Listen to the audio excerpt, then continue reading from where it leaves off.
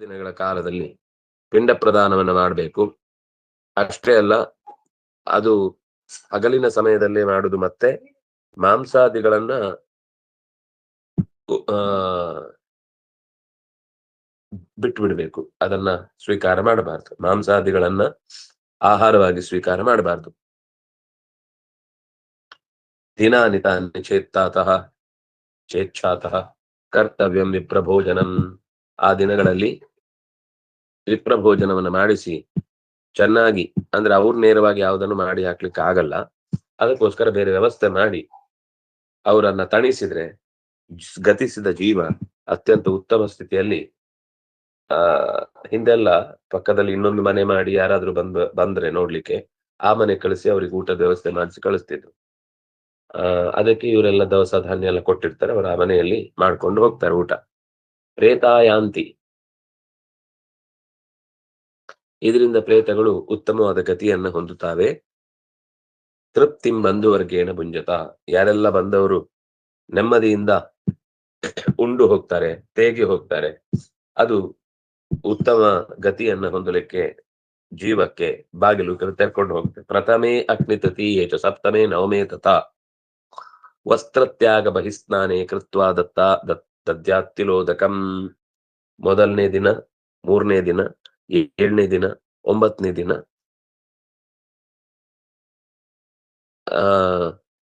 ಈ ಕರ್ತವ್ಯಗಳನ್ನ ಮಾಡ್ತಾ ವಸ್ತ್ರತ್ಯಾಗ ಅಂದ್ರೆ ಕುತ್ತಿಗೆಗೊಂದು ಬಟ್ಟೆ ಹಾಕಿ ಅದರಲ್ಲಿ ಕಲ್ ಕಟ್ಟಿರ್ತಾರೆ.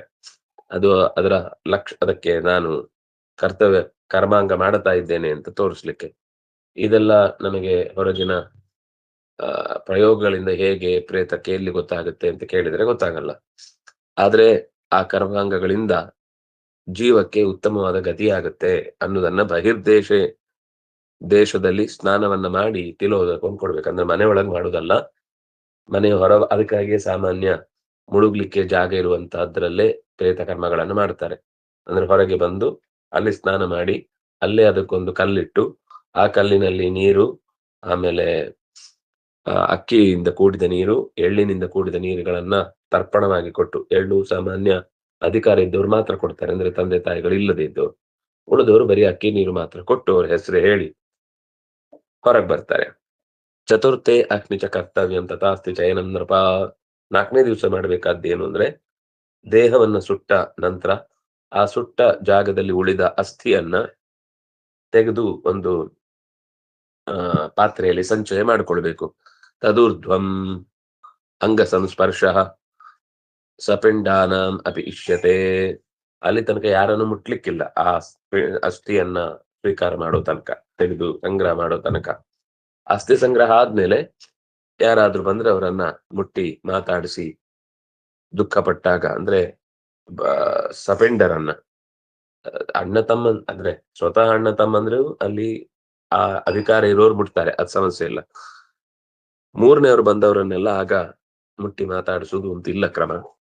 ಆಗ ಈ ಅಸ್ಥಿ ಸಂಚಯ ಆದ್ಮೇಲೆ ಸಪೆಂಡರನ್ನ, ಅಂದ್ರೆ ಬಂಧು ಜನರನ್ನೇ ಕರೆದಿರ್ತಾರಲ್ಲ, ಆಗ ಅವರ ಸ್ಪರ್ಶವನ್ನ ಮಾಡಬಹುದು. ಯೋಗ್ಯ ಸರ್ವ ಕ್ರಿಯಾಣಂತೂ ಸಮಾನ ಸಲಿಲಾಸ್ತತ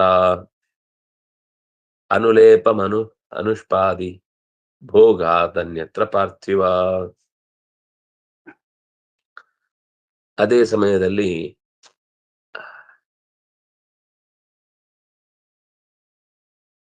ಅವನು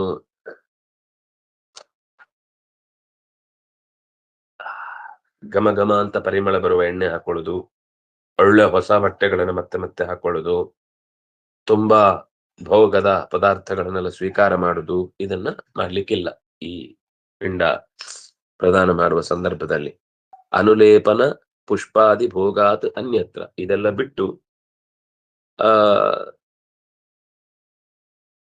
ಬೇರೆ ಎಲ್ಲ ಕ್ರಿಯೆಗಳನ್ನು ಮಾಡ್ಬೋದು. ಇದಿಷ್ಟು ಬಿಟ್ಟು ಉಳಿದಂತೆ ಎಲ್ಲರ ಜೊತೆಗೆ ಸಮಾನವಾಗಿ ಒಟ್ಟಿಗೆ ಮಾತಾಡುದು, ಊಟ ಮಾಡುದು, ಒಟ್ಟಿಗೆ ಊಟ ಮಾಡುದು, ಒಟ್ಟಿಗೆ ಸಮಾನ ಹಾಸಿಗೆಯಲ್ಲಿ ಮಲಗುದು ಇತ್ಯಾದಿಗಳನ್ನೆಲ್ಲ ಸಪಿಂಡರ ಜೊತೆಗೆ ಮಾಡ್ಲಿಕ್ಕಾಗುತ್ತೆ. ಶಯ್ಯಾಸನೋಪಭೋಗಂಚ ಭೋಗಶ್ಚ ಸಪಿಂಡಾನಾಂ ಪ್ರೀಷ್ಯತೆ ಭಸ್ಮಾಸ್ತಿ ಚಯನಾದೂರ್ಧ್ವಂ ಸಂಯೋಗೋ ನತು ಯೋಷಿತಾಂ. ಆಗ ಆ ದಿವಸಗಳಲ್ಲಿ ಬೇರೆ ಎಲ್ಲ ಮಾಡಿದ್ರು ಕೂಡ ಸ್ತ್ರೀ ಭೋಗ ಮಾಡ್ಲಿಕ್ಕಿಲ್ಲ ಅಥವಾ ಅವಳು ಭೋಗವನ್ನು ಅನುಭವಿಸ್ಲಿಕ್ಕಿಲ್ಲ. ಭಸ್ಮಚಯನ ಆಗಿ ಆ ದೇಹದ ಒಂದು ಅಂದ್ರೆ ಕೆಲವರೆಲ್ಲ 13 ದಿನದಲ್ಲಿಯೇ ಅಸ್ಥಿ ವಿಸರ್ಜನೆ ಮಾಡಿ ಬರುದು ಅಂತೇನೆಲ್ಲ ಇರುತ್ತೆ. ಆ ಅಂದ್ರೆ ಇದೆಲ್ಲ ಬಂಧುಗಳಿಗೂ ಸೇರಿ ಹೇಳಿತು. ಮೃತ ಬಂಧೋ ದಶಾಹಾನಿ ಕುಲಸ್ಯಾನ್ನಂ ನ ಭುಜ್ಯತೆ ದಾನಂ ಪ್ರತಿಗ್ರಹೋ ಹೋಮಃ ಸ್ವಾಧ್ಯಾಯಶ್ಚ ನಿವರ್ತತೆ. ಈ ಸಪಿಂಡ ಬಿಟ್ಟು ಉಳಿದವ ಮೃತನ ಮನೆಯಲ್ಲಿ 10 ದಿವಸಗಳ ಕಾಲ ಊಟ ಮಾಡುವುದಾಗ್ಲಿ ಅಥವಾ ಆಶೌಚದ ಸಂದರ್ಭದಲ್ಲಿ ದಾನ ಅವರಿಂದ ತಗೊಳ್ಳುವುದಾಗ್ಲಿ ಅಥವಾ ಅವರಿಗೆ ದಾನವನ್ನು ಕೊಡುವುದಾಗ್ಲಿ ಅಥವಾ ಆ 10 ದಿವಸದಲ್ಲಿ ಸ್ವಾಧ್ಯಾಯಾದಿ ಯಜ್ಞಾದಿ ಕರ್ಮಗಳನ್ನ ಮಾಡುವುದಾಗ್ಲಿ ಇಲ್ಲ. ಸ್ವಾಧ್ಯಾಯ ಅಂತ ಅನ್ನೋದು ಆಗ ಇಲ್ಲ. ಆ ಅಂದ್ರೆ ಹೋಮ ಈ ಏನಾದ್ರೂ ವಿಶೇಷ ನಾನೇನು ಜಪ ಮಾಡಿದ್ದೇನೆ ಅದಕ್ಕೆ ಹೋಮ ಮಾಡಬೇಕು ಅಥವಾ ಹೋಮ ಮಾಡಿಸ್ಬೇಕು ಇಲ್ಲ. ವಿಪ್ರಸೇತ ದ್ವಾದಶ ಇದೆಲ್ಲ ಒಬ್ಬ ಆ, ವ್ಯಕ್ತಿಯಾಗಿ ಗಂಡಸಿಗೆ ಯಾವುದು ಮಾಡ್ಲಿಕ್ಕಿಲ್ಲ. ಅವನಿಗೆ ಯಜ್ಞ ಮಾಡ್ಲಿಕ್ಕಿಲ್ಲ, ಪ್ರತಿಗ್ರಹ ಮಾಡ್ಲಿಕ್ಕಿಲ್ಲ, ದಾನ ಮಾಡ್ಲಿಕ್ಕಿಲ್ಲ, ಅಧ್ಯಯನ ಮಾಡ್ಲಿಕ್ಕಿಲ್ಲ, ಅಧ್ಯಾಪನ ಮಾಡ್ಲಿಕ್ಕಿಲ್ಲ. ಎಲ್ಲವೂ ಇಲ್ಲದೆ ಕೇವಲ ಗಾಯತ್ರಿ ಸಾರನಾಗಿ ಉಳಿಬೇಕು. ವಿಪ್ರಸೇತ ದ್ವಾದಶಾಹಂ ಇದು ಸುಮಾರು 12 ದಿವಸಗಳ ವ್ಯವಸ್ಥೆ. ರಾಜನ್ಯಸ್ಯ ಅಪ್ಯಶೌಚಕಂ ರಾಜನಿಗೂ ಈ ರೀತಿಯಾದ ಆಶೋಚದ ಕರ್ಮ ಇದೆ.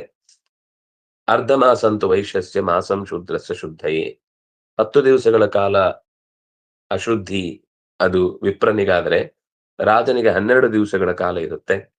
15 ದಿವಸಗಳ ಕಾಲ ಒಬ್ಬ ವೈಶ್ಯನಿಗಿದ್ರೆ 1 ಮಾಸಗಳ ಕಾಲ ಕೊನೆಯ ವರ್ಣದವರಿಗೆ ಈ ಆಶೌಚದ ಆಚರಣೆಯ ಕ್ರಮ ಇರುತ್ತೆ ಅಂತ ಇಷ್ಟು ಹೇಳಿ ಆ ನಂತರ ಅವನು ಪುಣ್ಯಾಹ ವಾಚನಾದಿಗಳನ್ನು ಮಾಡಿಕೊಂಡು ಶುದ್ಧಿಯನ್ನು ಪಡಿತಾನೆ.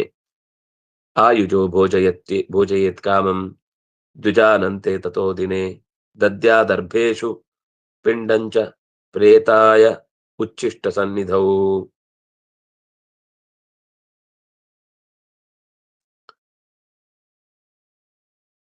ಆಯುಜ ಅಂದ್ರೆ 2ಕ್ಕಿಂತ ಹೆಚ್ಚು. ಆ 2ಕ್ಕಿಂತ ಹೆಚ್ಚು ಜನರಿಗೆ ಹೊಟ್ಟೆ ತುಂಬಾ ಆಹಾರವನ್ನ ಹಾಕಿ ತುಂಬಿಸಿ ಅಂದ್ರೆ ಪಿಂಡ ಪ್ರದಾನ ಆಗುವಾಗ್ಲೇ ದರ್ಭೆಯಲ್ಲಿ ಪಿಂಡ ಪ್ರದಾನ ಮಾಡುವಾಗ ಆ ಕಡೆ 2ಕ್ಕಿಂತ ಹೆಚ್ಚು ಜನರನ್ನ ಊಟದಲ್ಲಿ ಕೂಡಿಸಿ ಅವರನ್ನು ತೃಪ್ತಿಪಡಿಸಬೇಕು. ಇದು ಹೋಗುವ ಜೀವಕ್ಕೆ ಅತ್ಯಂತ ಹಿತ ಆಗತ್ತೆ. ಪ್ರೇತಾಯ ಉಚ್ಚಿಷ್ಟ ಸನ್ನಿಧವು ಆ ಋತ್ವಿಜರು ಉಂಡು ಉಳಿದ ಜಾಗದಲ್ಲಿ ಆ ಪ್ರೇತಕ್ಕೆ ಒಂದು ಸಮಾಧಾನ ಆಗುತ್ತೆ. ಇದು ದೇವ ಸನ್ನಿಧಾನ ಅಂತ ಆ ಸನ್ನಿಧಾನದಲ್ಲಿ ಅಂದ್ರೆ ಅದು ಆಗ್ತಾ ಇರ್ಬೇಕಾದ್ರೆ ಇದು ಕೂಡ ಪಿಂಡ ಪ್ರದಾನ ಅಂತಾನು ಪ್ರತ್ಯೇಕವಾಗಿ ನಡೀತಾ ಇರುತ್ತೆ.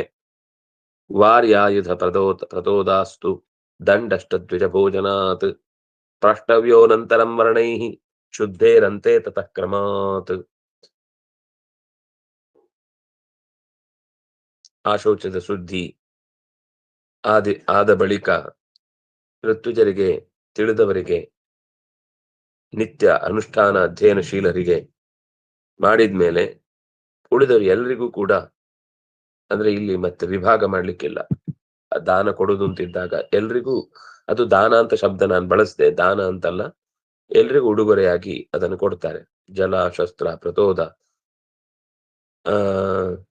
ಬೇಕಾದನ್ನೆಲ್ಲ ಕೊಟ್ಟು ಆಮೇಲೆ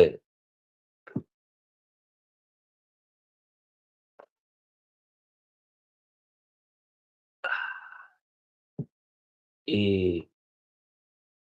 ಆಶೌಚ ಶುದ್ಧಿ ಆದ್ಮೇಲೆ ಸಾರ್ವಜನಿಕ ಕ್ಷೇತ್ರಗಳಲ್ಲಿ ಅವರು ಓಡಾಡಬಹುದು.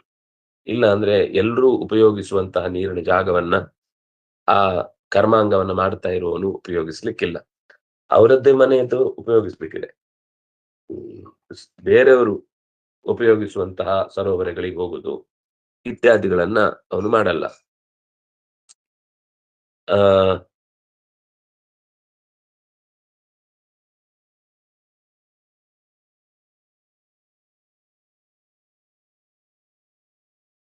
ಅವನು ಅಕಸ್ಮಾತ್ ರಾಜನಾಗಿದ್ರೆ ದಂಡ ವಿಧಿಸ್ಲಿಕ್ಕಿಲ್ಲ. ವ್ಯವಹಾರ ಆಗುದಿದ್ರೆ ಆವಾಗ ಅವನು ದುಡ್ಡಿನ ವ್ಯವಹಾರದಲ್ಲಿ ತಾನೇ ನೇರವಾಗಿ ತೊಡಗ್ಲಿಕ್ಕಿಲ್ಲ. ಯಾರಾದ್ರೂ ಅವನು ಬೇರೆಯವ್ರ ಹತ್ರ ವ್ಯವಸ್ಥೆ ಮಾಡ್ಕೊಳ್ಬೇಕಷ್ಟೆ. ಶುದ್ಧಿ ಆದ್ಮೇಲೆ ಇದನ್ನೆಲ್ಲ ಕ್ರಮವಾಗಿ ಮತ್ತೆ ತನ್ನ ವಶಕ್ಕೆ ತಂದ್ಕೊಳ್ಬಹುದು. ತತಃ ಸ್ವವರ್ಣ ಧರ್ಮಾಯೇ ವಿಪ್ರಾದೀನ ಮುದಾಹೃತಾ ತಾನ್ ಕುರ್ವೀತ ಪುಮಾನ್ ಜೀವೇತ್ ನಿಜ ಧರ್ಮ ಜನೈಸ್ತಥಾ. ಭಗವಂತನ ಎಚ್ಚರದಲ್ಲಿ ಇರುವವರ ಜೊತೆಗೆ ಆ ವ್ಯಕ್ತಿ ಆಮೇಲೆ ಹೆಚ್ಚು ಕಾಲ ಕಳಿಬೇಕು. ತನ್ನ ವರ್ಣಾಶ್ರಮ ಧರ್ಮವನ್ನ ಚೆನ್ನಾಗಿ ಪಾಲಿಸ್ತಾ ಸರಿಯಾಗಿ ಯಾರು ಜಪ ಪೂಜೆ ಅನುಷ್ಠಾನ ಇತ್ಯಾದಿಗಳಿಂದ ಕೂಡಿದ ವ್ಯಕ್ತಿಗಳಿರ್ತಾರೋ ಅವರಿಂದ ಅನೇಕ ವಿಷಯಗಳನ್ನ ಚರ್ಚೆ ಮಾಡಿಕೊಂಡು ತಿಳ್ಕೊಳ್ಳಿ ಪ್ರಯತ್ನ ಪಡಬೇಕು. ಯಾರು ಹಿರಿಯರು ಕೆಲವು ಧರ್ಮಾಚರಣೆಗಳನ್ನು ಇಂಥ ಕಾಲದಲ್ಲಿ ಹೀಗೆ ಮಾಡಬೇಕು, ಜೀವ ವಿಕಾಸಕ್ಕೆ ಸಂಬಂಧಿಸಿದ್ದನ್ನ ಅದೇನ್ ಮಾಡಬೇಕು ಅದನ್ನ ಅದರ ಹೊಟ್ಟೆಪಾಡು ಸೇರಿ ಅದನ್ನು ಕೂಡ ಆವಾಗದಿಂದ ಶುರು ಮಾಡಬೇಕು. ಇಲ್ಲಾಂದ್ರೆ ಎಷ್ಟು ದಿವಸ ಅಂತ ಹೀಗೆ ದೂರ ಇರುವುದು. ಆಮೇಲೆ ತನ್ನ ನಿಜ ಧರ್ಮ ಅಂತಂದ್ರೆ ಹೊಟ್ಟೆಪಾಡಿನ ಕರ್ಮವನ್ನು ಕೂಡ ಮುಂದುವರಿಸಬೇಕು. ಅಧ್ಯಯನ ಅಧ್ಯಾಪನ ಎಲ್ಲ ಇದ್ದೇ ಇದೆ. ಉಳಿದಂತೆ ಅವರವರಿಗೆ ಏನೇನಿದೆ ಅವರವರ ಕರ್ತವ್ಯ ಮಾಡ್ಕೊಂಡು ಹೋಗ್ಬೇಕು. ಮೃತಾಹನಿ ಚ ಕರ್ತವ್ಯಂ ಏಕೋದಿಷ್ಟತಮಃ ಪರಂ ಆಹ್ವಾನಾದಿ ಕ್ರಿಯಾದೈವ ನಿಯೋಗರಹಿತಂ ಹಿ ತತ್.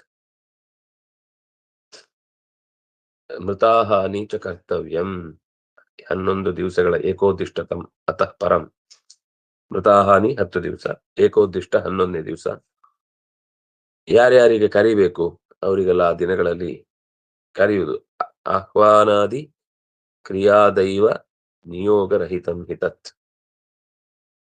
ಆಮಂತ್ರಣಗಳನ್ನ ಮಾಡುವುದು ತಾನೇ ನೇರವಾಗಿ ಮಾಡ್ಲಿಕ್ಕಿಲ್ಲ.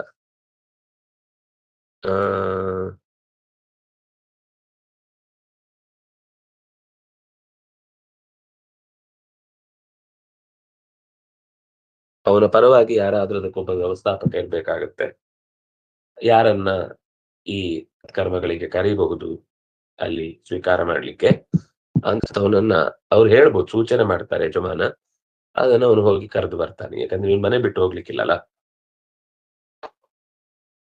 ಕರ್ಮಾಂಗ ಮಾಡುವಾಗ ಅಲ್ಲೇ ಹೆಚ್ಚು ಕೆಲಸ ಇರುತ್ತೆ, ಒಂದು ಟೆನ್ಷನ್ ಇರುತ್ತೆ. ಎಲ್ಲದಕ್ಕೂ ತುಂಬಾ ತಲೆ ಹಾಕಿದ್ರೆ ಅವರಿಗೆ ಮಾಡ್ಬೇಕಾದ ನಿತ್ಯ ಕೆಲಸದಲ್ಲಿ ಶ್ರಾದ್ದದಲ್ಲಿ ಶ್ರದ್ಧೆ ಹೋಗುತ್ತೆ. ಅದು ಶ್ರದ್ಧೆ ಯಾವತ್ತೂ ತಪ್ಪಬಾರ್ದು. ಆ 10 ದಿವಸ ಅವನಲ್ಲಿ ಮಾಡ್ಬೇಕಾದ್ರೆ ಎಷ್ಟು ಸಿಕ್ಕಾಪಟ್ಟೆ ಸರ್ತಿ ಆ ವ್ಯಕ್ತಿಗೆ ಕರ್ಮಾಂಗ ಹಿಡಿದವನಿಗೆ ಏನಿಲ್ಲ ಅಂದ್ರೆ ಒಂದು 20-30 ಸತಿ ಮುಳುಗಿ, ಅಂದ್ರೆ ಒಂದೇ ಸತಿ 20 ಸತಿ ಮುಳುಗುದೊಂದು ದೊಡ್ಡ ಸಮಸ್ಯೆ ಅಲ್ಲ. ಎದ್ದು ಬಂದೆಲ್ಲ ಕೆಲಸ ಮುಗಿಸಿ ಮತ್ತೆ ಹೋಗ್ಬೇಕು. ಅಷ್ಟು ಮೈಯಲ್ಲಿ ಒದ್ದೆನೆ ಇರುತ್ತೆ, ಮತ್ತೆ ಹೋಗ್ಬೇಕು, ಮತ್ತೆ ಬರ್ಬೇಕು, ಮತ್ತೆ ಹೋಗ್ಬೇಕು. ಒರೆಸ್ಕೊಳ್ಲಿಕ್ಕೂ ಇರಲ್ಲ ಆ ಸಂದರ್ಭದಲ್ಲಿ. ಇದೆಲ್ಲ ತುಂಬಾ ತುಂಬಾ ಇರಿಟೇಟ್ ಆಗುವ ಸಮಸ್ಯೆಗಳು. ಎಷ್ಟೋ ಸರ್ತಿ ದೇಹಕ್ಕೆ ಏನಾದ್ರೂ ಅನಾಯಾಸ, ಆಯಾಸ, ಗಾಯ ಇತ್ಯಾದಿ ಆಗಿದ್ರಂತೂ ಗಾಯ ಕಿರಿಕಿರಿ ಆಗುವಷ್ಟು ತೊಂದರೆಗಳಾಗ್ತವೆ. ಹಾಗಾಗಿ ಅಂತ ಸಂದರ್ಭದಲ್ಲಿ ಬೇರೆ ಹೊರಗಿನ ವ್ಯವಹಾರದ ಜೊತೆಗೆ ಯಾವುದೇ ಕೆಲಸದಲ್ಲಿ ಮನಸ್ಸನ್ನ ಇಡ್ಲಿಕ್ಕೆ ಹೋಗ್ಬಾರದು. ಯಾರಾದ್ರೂ ಒಬ್ರಿಗೆ ಅದರ ವ್ಯವಸ್ಥೆಯನ್ನು ಒಪ್ಪಿಸ್ಬೇಕು, ಕರೆಯುವುದು, ತರುವುದು ಇತ್ಯಾದಿ ಸಾಮಗ್ರಿಗಳನ್ನು ಒಟ್ಟು ಮಾಡುವುದೆಲ್ಲ. ಏಕೋರ್ಧ್ಯಸ್ತತ್ರ ದಾತವ್ಯ ತಥೈವೇಕ ಪವಿತ್ರಕಂ ಪ್ರೇತಾಯ ಪಿಂಡೋ ದಾತವ್ಯ ಭುಕ್ತವತ್ಸು ದ್ವಿಜಾತಿಷು.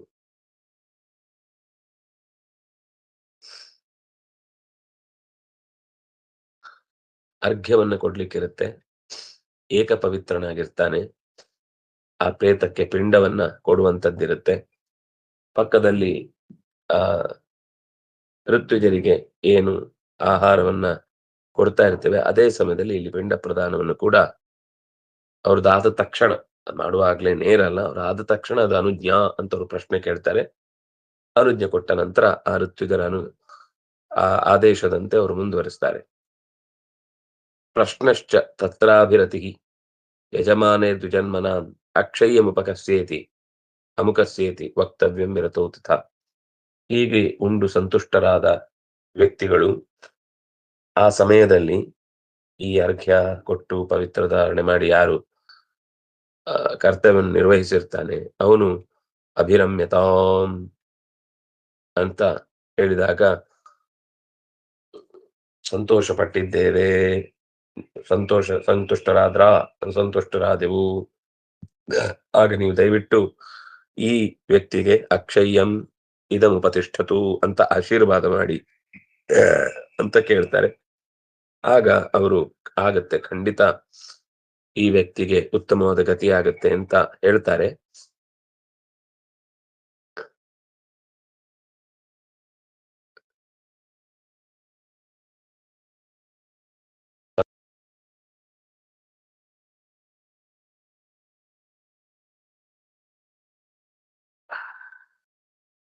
ಹ್ಮ್.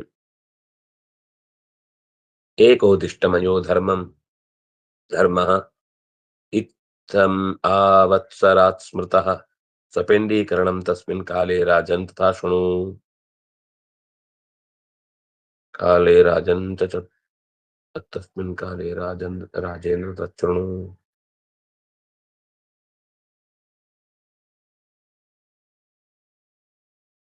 ಈ ರೀತಿ 1 ವರ್ಷದ ತನಕ ಪ್ರತಿ ಮಾಸದಲ್ಲೂ ಕೂಡ ಈ ಪಿಂಡ ಪ್ರದಾನ ಕರ್ಮವನ್ನ ಅದರ ದಿನಗಳನ್ನ ಹಾಕಿ ಕೊಟ್ಟಿರ್ತಾರೆ, ಸಂಖ್ಯೆಯನ್ನ 27 ದಿವಸಕ್ಕೆ ಮುಂದೆ. ಅದರ ವಿಧಿಯಂತೆ ವರ್ಷ ಇಡೀ ಆತ ಮಾಸಿಕವನ್ನ ಹಾಕಿ ಶ್ರದ್ಧೆಯಿಂದ ಆ ಕರ್ತವ್ಯವನ್ನು ನಿರ್ವಹಿಸಿದ್ರೆ ಕೊನೆಗೆ ಸಪಿಂಡೀಕರಣ ಮಾಡಿ ಅವನ ಜೀವನ ಸಾರ್ಥಕ ಆಗತ್ತೆ. ಅದರ ಬಗ್ಗೆ ಹೇಳ್ತೇನೆ ಕೇಳು. ಏಕೋದಿಷ್ಟ ವಿಧಾನೇನ ಕಾರ್ಯಂ ತದಪಿ ಪಾರ್ಥಿವ ಸಂವತ್ಸರೇ ಷಷ್ಠೇ ವಾ ಮಾಸೇ ವಾ ದ್ವಾದಶೇಸ್ಮಿ ವಾ ಗಂಧೋದಕೈರ್ಯುಕ್ತಂ ತತ್ರ ಪಾತ್ರ ಚತುಷ್ಟಯಂ.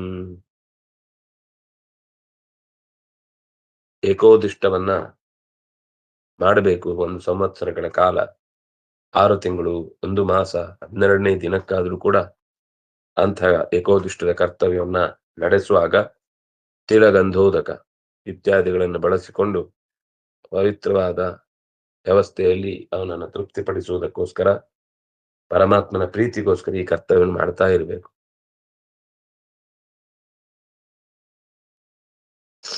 ಸಾಕು. ಶ್ರೀ ಹರಿಪ್ರಿಯತಾಂ ಶ್ರೀ ಕೃಷ್ಣಾರ್ಪಣಮಸ್ತು.